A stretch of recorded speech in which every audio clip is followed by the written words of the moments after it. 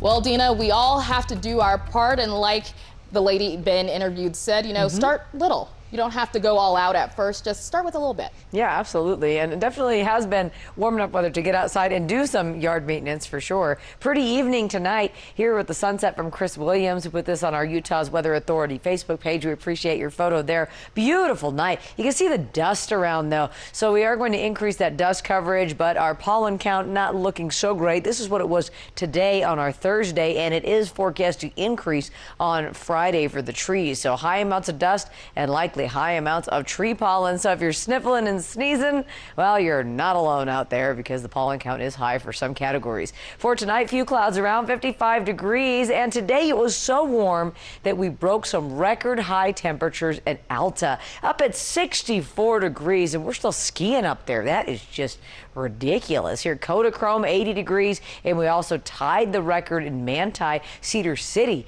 at 81 degrees today. Wow. We didn't break the record here in Salt Lake today, but it looks very likely in the forecast tomorrow to break that record high. The forecast high is 84 and our record high is 83. So we should have no problem hitting that. The winds are going to start to pick up tomorrow and then really get going on Wednesday. Cold front shows Saturday night, we should say, on Saturday night, and then everything begins to cool off after that. Minimal precipitation though. Dry cold front, just going to get windy and temperatures will knock down quite a bit. So satellite picture tonight shows those few high cirrus clouds around, but mostly clear out there. 60s, very warm for the 9 o'clock hour. 50s here, 50 in Kemmer, 55 in Bear Lake, and 54 in Tooele tonight. Look at this, 82.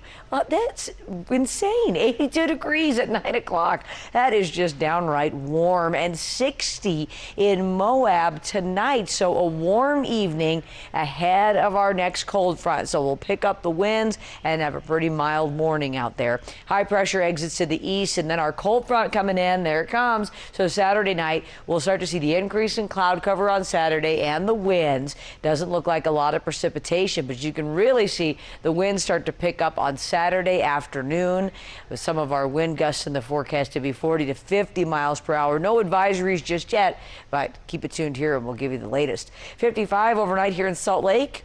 And 46 in Price tonight, 56 in St. George. Now, if you're making plans for the weekend here and getting your weekend started early to recreate tomorrow, the temperatures look really good, but keep in mind the wind is going to be an issue on Saturday, especially if you want to get out on the water in southern Utah because it'll be so warm. 92 in St. George tomorrow and 87 in Moab. Now, tomorrow definitely looks like a pretty fantastic day, really everywhere, just a little bit breezy. So breezy conditions in southern Utah, and we stay in the 80s through Saturday and Sunday and all week long. Very pleasant spring weather for you.